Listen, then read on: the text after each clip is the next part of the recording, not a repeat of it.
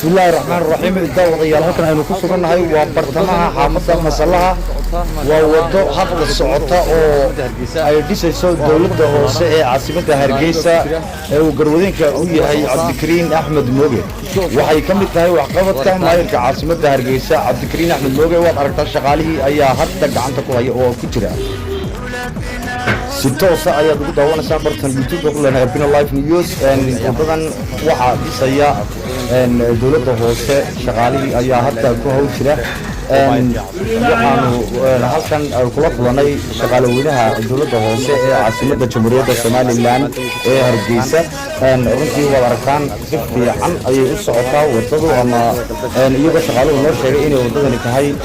dayactir lagu sameynayo wadadan oo hore ugu jirtay Masallaha